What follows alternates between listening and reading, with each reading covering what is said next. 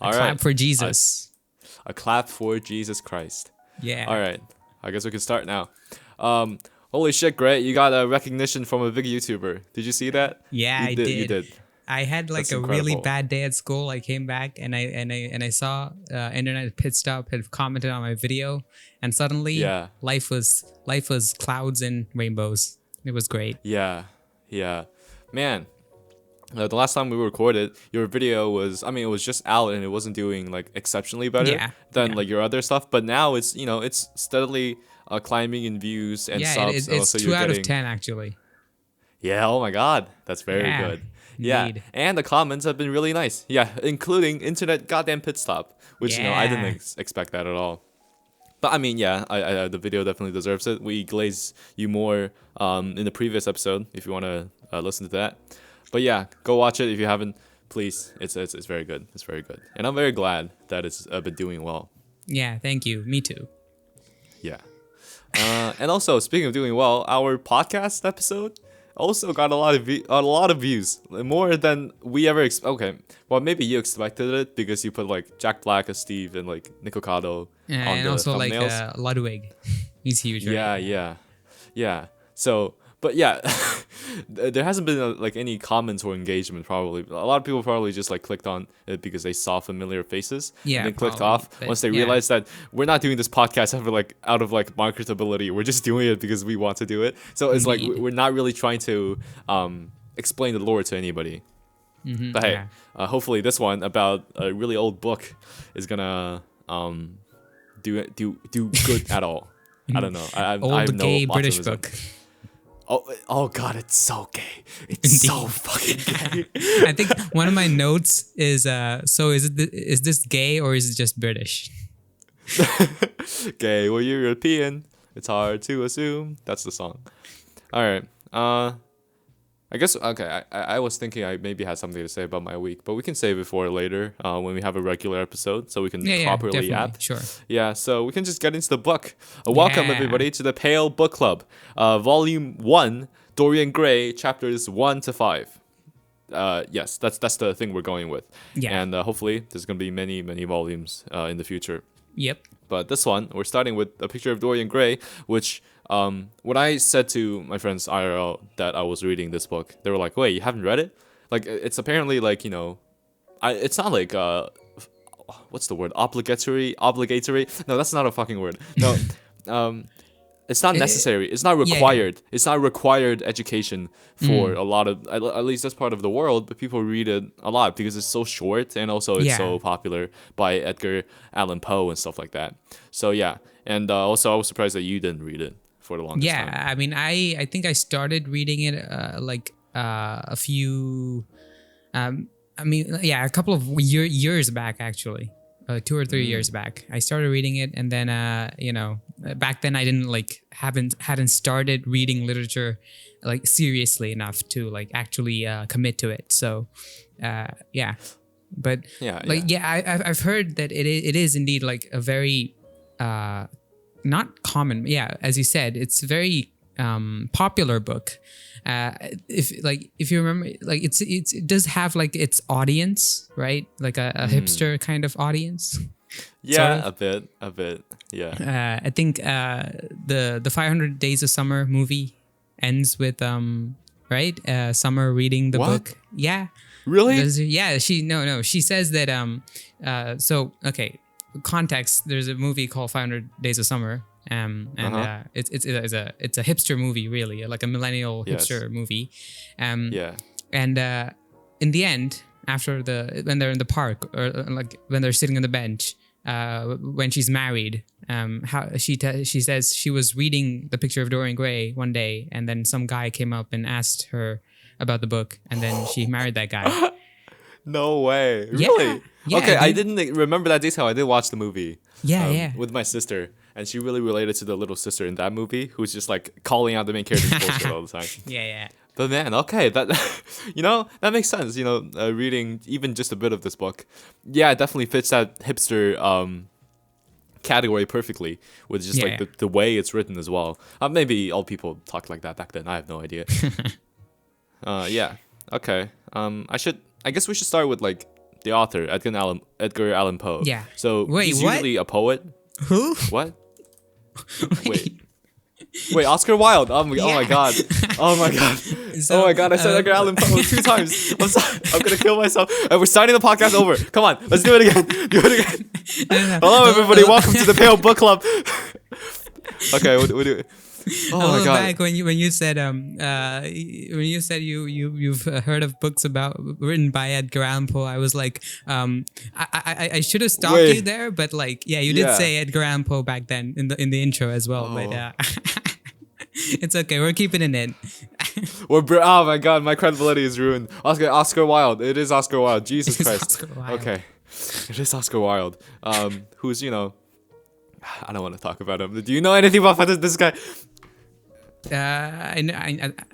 He's gay, right? He died, Yeah, he's gay. And, and he he died. died in prison. No, Whoa. Is that really the case? I no, did not or know was that. he imprisoned because of his sexuality or something? I think I've heard about him, something like that.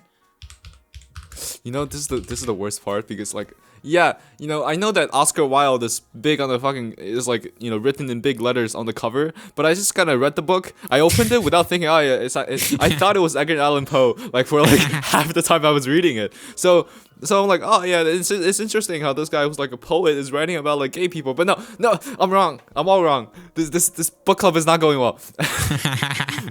Either way, It's okay. I also mean, don't know much as about the him. book itself says, right? As Henry Yeah. says in it, like you remember, the only things you don't regret is your mistakes. So don't worry about it. Yeah. Okay. Well, okay. Like I guess fuck the author, death of the author, because he's literally dead. And let's actually talk about the book and what we thought about it. Yes. So we read the first 5 chapters, which is like about 25% of the book. Ooh. And Also, one thing I do know about Oscar Wilde is he said the quote that we usually hear with Freud, which is everything is about sex and sex is about power. I think he said that. I think. oh, really? Yeah. Okay. I know that like one of its most famous quotes is all art is quite useless, which is in the preface of this book as well.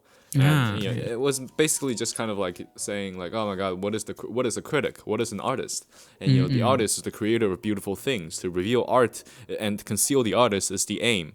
And I don't know, it's decent. Like it sounds like a CJDX video. Oh my god, it sounds so bad. But it kind of sounds like what CJ would say. But I'm sure that like when he said all art is quite useless, it's not really that he's saying literally that art is quite useless. I think I mean, I don't think so. Like Oscar Wilde is pretty. I guess he's not a very non. I don't know. He's not that like. He has an academic / that side to him, an intelligent side to him, I guess. So I don't know. Maybe we'll see. Yeah, no, yeah. That's what I was saying. Like when he said that, I'm pretty sure he didn't mean like it was literally useless. He was just saying like it's about the aesthetics. It's about like oh my god, it's a lot. I don't know. I guess I don't have a good reading of it right now, but maybe later that's fine. in the That's book. fine. This is after all the only the first 5 chapters. So Yeah. Okay. or 4, yeah. Okay, like Okay, so like- so a little synopsis, I guess, before we start. Yeah, please. Yeah. Okay, so the book is about Dorian Gray, who is described to be a very, very beautiful young man, and his dealings with this Lord Henry Wotton, who is like this like hedonist dandy, like I don't know, like a very witty but cynical person who he's like. Yeah, I don't even know like if cynical is the right word. Yeah, that is the He's thing. not really cynical. He's just like, well, Basil, the painter who paints the picture of Dorian Gray, says like he doesn't hate anybody because he's indifferent to everything. And then he says, exactly, no, I pick people off their like qualities. Yeah, I actually he's like I a joker, baby. a little bit. Like it feels like he is well, he values certain things like immediate beauty, like hedonism for sure. But he also it's not like he is so like I hate everything. No, he's like he's looking to extract this kind of what he values out of people. You know, genius, beauty, or even intelligence. Yeah, genius, intelligence, or beauty. That's what he said in that quote. Like, I make enemies based on their intelligence, and I make my friends based on their beauty, Yeah. and I make my acquaintances based on their genius. Something like that. Yeah, Yeah. he's a very fascinating character. I actually Yeah, very much, yeah. found him the most interesting. But we're kind of jumping ahead. So yeah, they're talking, and Basil, what's his last name? Howard? Yeah. Basil or Brazil, I don't know. Yeah, Basil is what I call him. Basil Hallward. I say Basil because there's a character in the RPG Omori called Basil, and people just call him Basil. So I don't know. I mean, It was basil. interesting. Basil sounds like the thing you eat, right? Basil leaves. Oh, I guess that makes sense. Yeah, I'll follow your lead then. Basil leaves. Yeah. Okay. Yeah, so Basil Howard, he's painting the picture of Dorian Gray. He's like, that makes a lot of sense that he's gay, because like I was like, when I had the idea that this is by Edgar Allan Poe, even though I had no basis for this, I could just flip over the book and see that it's not. But I was like, okay, let's ignore it. Oh, it was actually surprising to see how gay it was, but no, I guess it's not. Oscar Wilde is just gay. But yeah, he's talking about like how much he admired Dorian Gray, like the moment that Basil, the yeah, painter, whatever. Yeah. saw him. He's like, oh no, if I talk to him, then my entire art is going to be encapsulated by this person, and like it can't happen. And then he lets it happen, and then And I think like some of the descriptions of Basil's first meeting with Gray is Dorian Gray is very fascinating, because he says like the moment their eyes connected, he was like suddenly afraid, because he knew that Dorian's personality would consume him or something like that. And like I really like that portrait, I guess. Yeah, this is a very well written book. Indeed, very well written. It is a bit like I don't know, I guess I'm not really used to books that really just talk about the grandest, I guess like have a really broad or grand way of describing things. Like it's about like eternal beauty, that kind of shit. When like, some of my favorite books are like about Japanese sex industry. And it's like, okay, what's happening in, Akihabara? Well, no. What's the sex industry district? Fuck. I'm forgetting. But yeah, so it was interesting on that angle, and I saw on the little, oh my god, I went to the Wikipedia page, and I didn't check that it was not Edgar Allan Poe. Jesus Christ. No, I saw on the Wikipedia article that this is described as like Gothic literature. And yeah, it is. I think it makes sense, right? Yeah. Like it's more about it's about really these like almost mystical ideas of beauty. Indeed. And like the first chapter is very like it's very Tumblr core, right? a lot of descriptions of like beautiful flowers and like their smell, and like reading the first chapter is like, I think you have a picture of these three young men, young white men, I guess, like in the middle of like a sprawling, beautiful garden, basically. Yeah. It is very maybe Tumblr or Pinterest core. Do you know Indeed. Pinterest? Yeah, I do. Yeah, my sister is obsessed with Pinterest. Oh man, like her whole room is basically a Pinterest room. It is what it is. I've highlighted a lot of things in the first chapter. It's a white woman's Instagram book. Yeah, exactly. Let's see. I think the first thing, because in the first chapter we're not introduced to Dorian Gray. We're just talking with Henry and Basil and how he is describing his encounters with Dorian. Yeah. But yeah, I just found Henry, stealing all the spotlight for me. Like the part where he goes like, like something about like, I'm married, but like I don't talk to my wife. Yeah, true, very true. What's the thing again? Like he was trying to say something about like keeping the distance, keeping a mystery in your life. So Basil was talking about, I don't really tell people where I'm going when I'm going to travel, or else I'm losing all the romantic mystery. And then he's like, yes, I do that with my wife. I don't talk to her. I was like, wow, okay. He's a very, very interesting character. It's very like Freudian in a way. What do you mean by that? Like the whole thing, right? Really, I think a lot of I guess the book has like loads, like a couple of overarching themes like selfhood, like the soul, and like art, and beauty and stuff. Yeah. But and so like the thing with the selfhood. So Basil, obviously he talks about how he's been taken over by Dorian, and like how I think by by the later chapters of the chunk we're discussing, Dorian falls in love, and he also describes the process as like being consumed by the other and stuff Yeah. like that. I have, I'm getting hints of Freudian stuff. I'm not really completely sure on a solid Lacanian theory there, but or like Lacanian reading, but I'm like, I can definitely see it. I think was it? I mean, I'm even more of an outsider than you are in this, but I've heard Zizek and other people describe like love as like the fall. Indeed, Like, indeed, it's, yeah. it is something that the other completely, maybe you could say, absorbs you, but Indeed, yeah. we can probably get into that kind of reading later. That is interesting.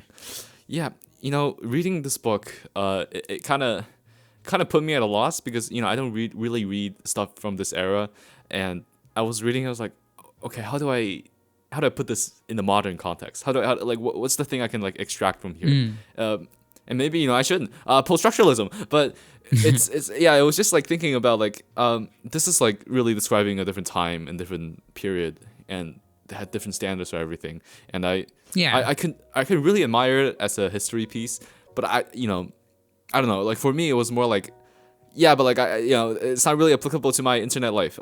For me personally. So like, I don't know, what do you think about this, like the whole book as well, like in general, like what you could get out of it? I know it's like not the best way to view things, but I'm just saying it colloquially. I found it like very interesting because there's a lot of concepts that's brought about that I think, I wouldn't say they're universal, because you should always question things when people say things are universal or definitive. But another thing that I noticed is a little like I don't want to say the word dialectic, but like a discourse between eternality and like transitoriness. So yeah, for sure. Yeah. And the first interaction, or like the first or second interaction, when Dorian is tired of sitting for Basil as a model. So Dorian and Henry, they go out to the garden and they talk. And Henry is like, that part is insane. Yeah. I really like that part. He's like, he doesn't like the word always because always spoils everything. What is always is meaningless, he says. I found that very, very, very interesting because that is very true. I think this, I guess it connects with the next video that I'm thinking about working on. So that's why nostalgia. I guess I picked up on it. It's about nostalgia. And like the thing with nostalgia is that nostalgia is like a fake always, right? You want to go back to a place that existed, but like, it no longer exists. It's a time and a place that no longer exists. But you want to go back to it, and in wanting to go back to it, in longing for that place, you create a false, infinite place that just exists, like above all material, phenomena, right? And that's that false infinity. Hegel actually talked about false infinities. Another false infinity is we're talking about Hegel. Let's go. Is the idea of justice, or like you know how Martin Luther King, is it? I think it's Martin Luther King, who talked about how there's a long path to justice or something. I think I've heard something from like that. And also there was Fichte, who talked about how improvement, or like progress, human progress, is an ongoing infinite path. And also we have, okay, this is a little icky, but like Zizek said that we should remove the plus from LGBTQ. Because a plus indicates a false infinity. There's always more and more, and that's what Hegel calls spurious infinity, which I guess what he meant is that like it no longer has the, I guess, it can no longer be sustained by any belief system. Therefore, it becomes very, I guess, what do you call it? Fragile, basically. Yeah. So yeah, false infinities is what he's attacking, I think, in my opinion. Always is. There is nothing always, ever. Always is meaningless. Yeah. So always does But spoil that's everything. I guess that's the thing, right? Like that's interesting because I almost took it, maybe it's also the Gothic associations, but when Dorian and Henry were talking about, youth is the most important thing, youth, because it's fleeting and it's the only thing that matters in the world, and then Dorian sees his picture completed and he's like, no, I don't want this, it's a constant reminder that I can't be this anymore. I almost thought of it as like something just connected to like vampires or something. I heard some mystical shit happens in this book, so I'm like, oh god, please don't tell me that they're gonna like just make him into a vampire. Please don't go that way, because I feel like, yeah, exactly, like what you were talking about is so much more interesting, like the idea of false infinities and how to cope with that. And yeah, I hope it doesn't happen. That's my hope. We'll see. And then there's also another thing that I noticed that's kind of Hegelian. I think this is Henry, where he talks about how, like focusing on like beauty is the outside appearances is the goodness in people. The beautiful people are the good that also people. struck me as a bit of like dialectical or Hegelian. Yeah. And so like the thing with Hegel, right, is that So okay, this stop me when I get boring or something, or when I stop making sense. Yeah, don't worry about it. Okay, so before Hegel, there was Kant, right? Mm-hmm. So what Kant did, or at least what I think he did, I haven't read Kant. All of this is from secondary sources, so take this with the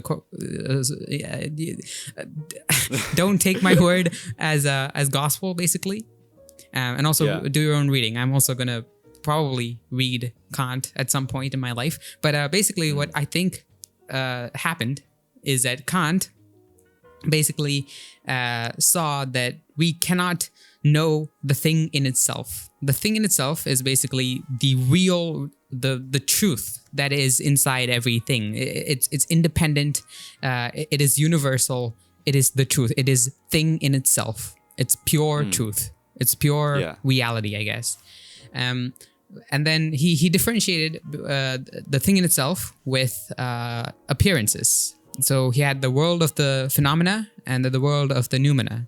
The noumena is the world of the thing in itself, and the world of phenomena are the things we can sense, the things we can touch, hear, feel, taste, etc. So, hello, can you hear? Wait, sorry. Yes, I am here. Yeah. I'm just listening very intently. Sorry. Okay.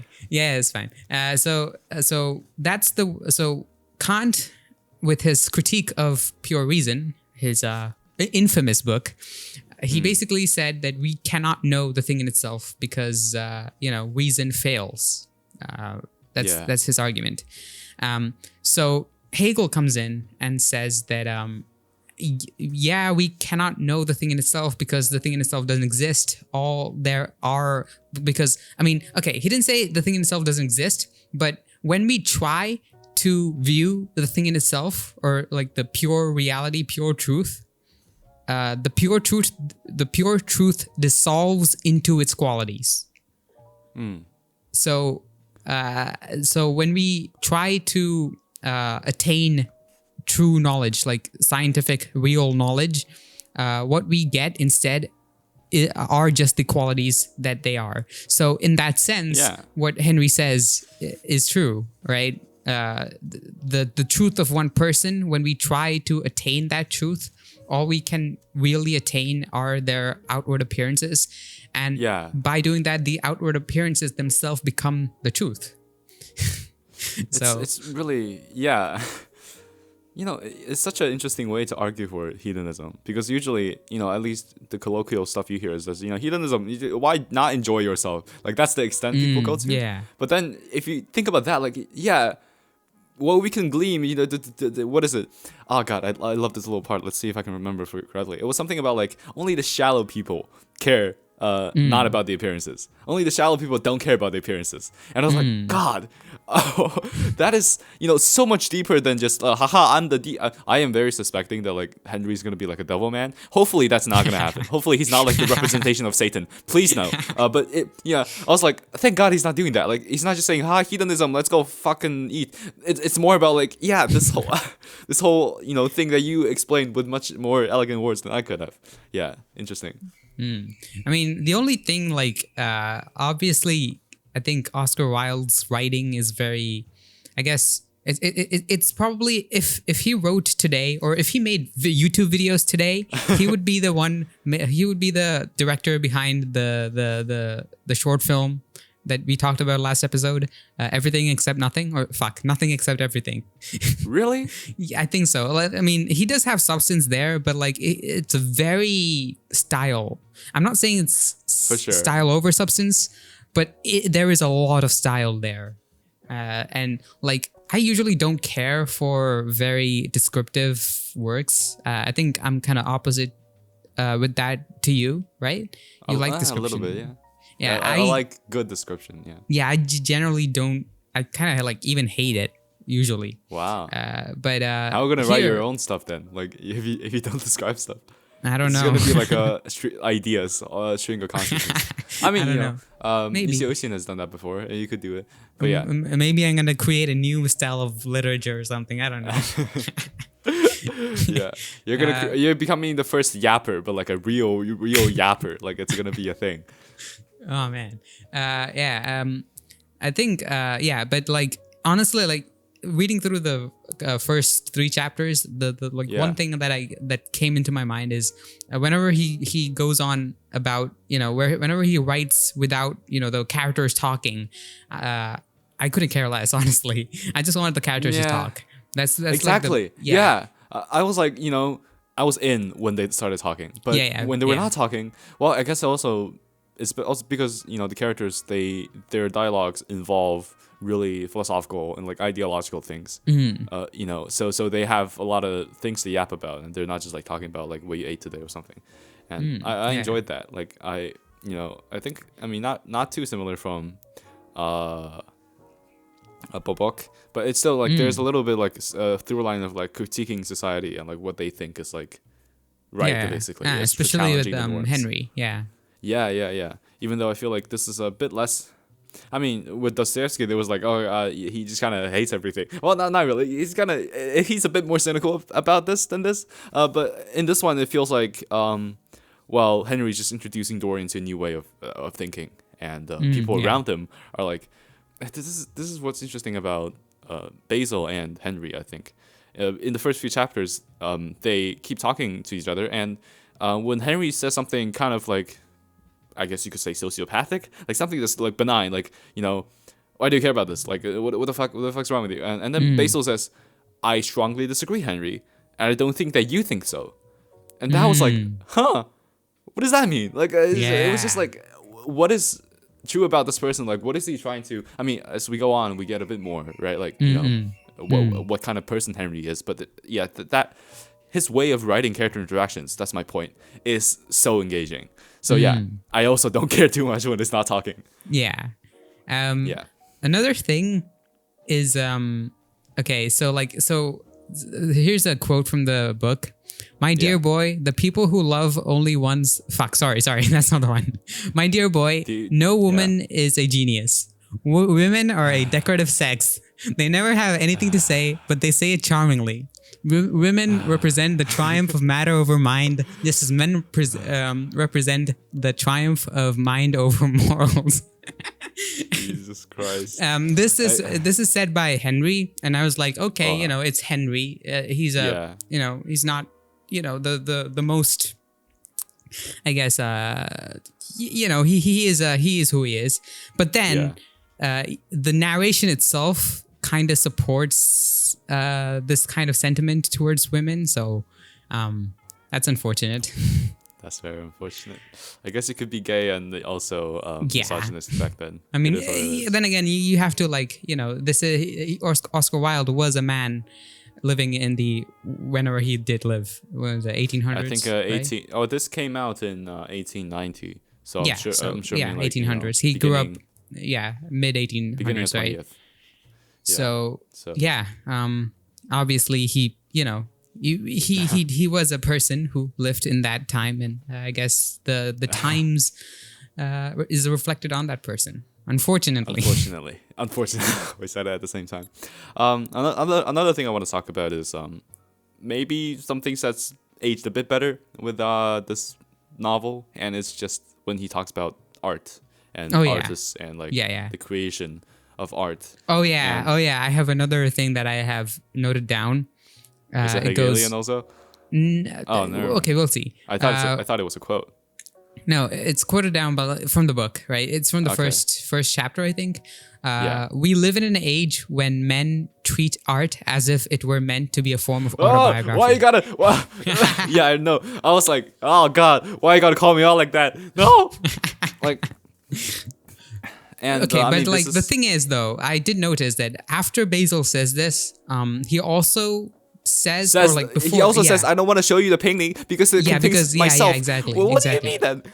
Yeah. So I wrote, but Basil said that when a painter paints even a model, it is only himself that he puts into the painting. So is he contradicting himself, or? Well, I mean, yeah, I guess this is only the first 5 chapters. I'm hoping there's like some kind of follow through up on this, but yeah, we'll see. Wait, so it's both Basil? I thought the first quote was by Henry. No, it's not by Henry. It's Basil. Okay. Yeah, I don't know. Like, I guess when you just look at the first quote, there is a part of like I agree, honestly. In CJ's famous video, Subjectivity in Art. I think that one. Like, in all of their videos, they talk about like this like aesthetic. What is it like? Genius is not like something that you have. Genius is something that like you become aware of, and then you need to share it because it's your responsibility and stuff like that. It's basically saying like artists are trying to pursue an ideal that's been like almost like divinely granted to them in some sense, right? Like they're chasing something that's not just like a self-expression, and self-expression isn't like art entirely. So. But then you can also inwardly say that. I mean, obviously, you have to put yourself in your art, or else it's like, what the fuck is it even? So like, it's more about like, I think maybe a balancing act that this book is hinting at. I mean, this book isn't that clear about it, but maybe you can watch CJ's video, and that's a better.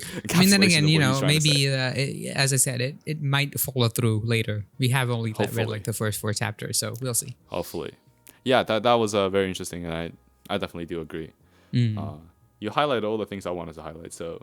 Yeah, I'm thinking more about like my story that I'm trying to write, and God, yeah, it's just kind of, in many ways, it's kind of an autobiography.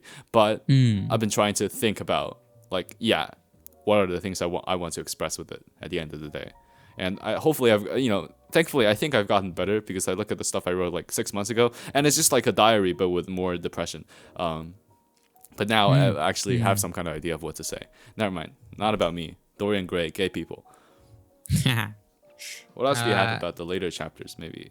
Because we were talking about the first few. Yeah, the later chapters. So, okay, the thing is, like, there isn't really, like, not a gimmick, but, like, there's no real grab that this book really has, right? Yeah. Yeah, this really is just basically a few people talking to each other, and then one of them basically trolling. Epic troll. Yeah, epic troll from the Victorian troll, actually. Victorian troll. So yeah, it does not really have like a hook to it. I'm thinking in YouTube terms, I guess. But it doesn't really have that. Where's the thumbnail? That's a gay sex between Basil, Henry, and Dorian Gray. All the covers. I need to mention this. All the covers of the book, some are okay. A lot of them are fucking hideous. I'll show off the ones. I'll put up the one I have right here from my school's library. What the fuck is this? And people say it's some kind of spoiler as well. I'm like, God damn it! This is like showing the last scene of something in the book in a cover, and that's stupid. I'm looking at the covers, and it's all I guess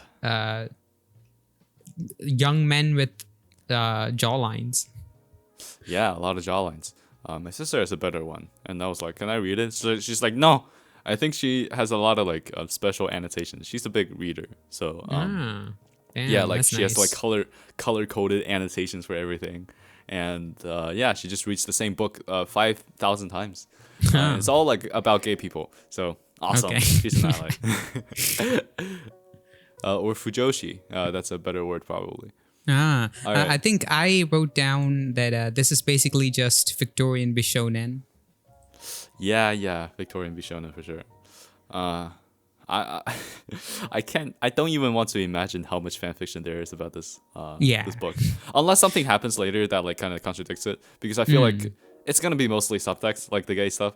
Yeah, But I yeah. mean that hasn't stopped anybody from stopping, from Yeah, like making definitely. Harry Potter gay sex bullshit every day. Yeah. So yeah, I agree. Like this book doesn't really have a lot of hooks to it, and maybe that's a. I mean, I guess I want to say it's like an older novel thing, but I guess not. I mean, I guess you could say like Crime and Punishment has a pretty strong hook. Yeah, it Kill does. somebody. It does. Yeah, kill somebody. Yeah, Yeah.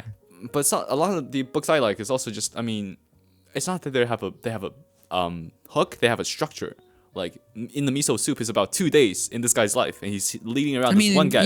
but like the miso soup is like it does have a kind of a hook, right? It's about a sex tourist and a sex tourist Industry, guide. Yeah. Yeah. So. Oh God! and I just also, realized that my story is about basically in the miso. I can't. Oh, he's a sex tourist guide. No. Oh God, I'm not original at all. Okay. Oh man. But like, then again, like there is, I guess the only hook that I can think of is that it's about destroying something beautiful. I'm quoting. I guess I'm quoting or like paraphrasing from Fight Club, where Edward Norton. I like calling him Norton. Norton. Edward Norton, pummels Jared Leto's character because he says he wanted to destroy something beautiful. Jared Leto. Jared Leto. Oh Yeah, I think- okay. I thought you were about to say something with Tyler Durden. I was like, wait, No. wait, that's not. Yeah. Yeah, Jared Jared Leto, Leto's character. Yeah, destroying something beautiful. So like, there's a lot of pros, like because to influence a person is to give him one's own soul. He does not Yeah. think his natural thoughts or burn with his natural passions. His virtues are not real to him. His sins, if there are such things as sins, are borrowed, and etc. etc. And yeah, I like those yeah, I guess that's the hook that I can think of, where this almost baby-like person who's like the epitome of youth and beauty is being corrupted by this hedonistic bastard, basically. Yeah. And I guess I don't know. I guess wasn't fully what happens from, I mean, I saw a couple of book covers, which, as you said, Yeah. it does definitely look like they're a spoiler, but I'm not a spoiler baby, so I do not care. But yeah, I guess what happens is like we see the corruption happening in a more literal sense or something. I don't know. Maybe. Yeah. Yeah, we'll see. I We'll doubt see. it. Yeah. And I don't know. I think I was a bit not convinced with the whole framing of Dorian as this kind of baby, because he seemed more like more malevolent. More is that a malevolent? Yes, that's the word. Yeah. Malevolent as more. God, I can't speak today. I'll cut this part out. So yeah, he seemed more Malayalam. Malevolent. It's so easy. What? Kill yourself. Yeah, he seemed more evil. He seemed more evil than. Fucking wimp. Say the word. So the book initially presented him as sort of this like whimsical, not whimsical, but like malevolent. Yes, I did it. Malevolent. Creature. Yeah. Because he just was operating on his Malevolent. whims. Yes, he was operating on his whims, and he feels like. I mean, Basil have feels you like he's have you being met a toyed with. child before? They're like the evilest people in the world, right? That's fair. That's fair. Yeah, and yeah, you know what? That's right. Yeah, actually, good book. 10 out of 10. I Yeah. agree. Yeah. Okay. I guess that's the hook. What else? Yeah, do, that's I that's don't the have first much else to say. five episodes. Not the first 5 episodes. Five the first chapters. 5 chapters of the book. And How yeah, did we get to 40 minutes? What the fuck? What? Indeed, it's 40 minutes. I Damn. thought. Okay, I thought we We're wouldn't the have yappers. anything to talk about. The yappers can Okay. yap. Yeah. I think I just need to make you ramble about Hegel every episode, and then we can stretch it to an hour and a half, and it'll be fine. Oh man. Yeah.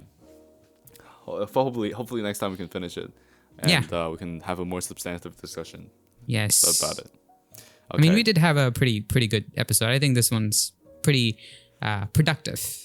I guess. Really? I felt like I was bombing it the whole time. I was like, I mistook the author. I couldn't say words.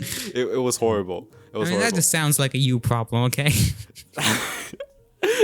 Hey, but purposes of the pale, let's say 2-person project, okay? So if I'm shit, then you're 50% shit. No, 25%. Can't do math anymore. Okay, shut up, commie. Shut up.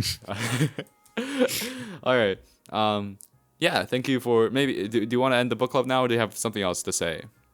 Yeah, not really. No, we'll end Okay. it. This is the end of the book club. Goodbye. It's been a good run. Forever.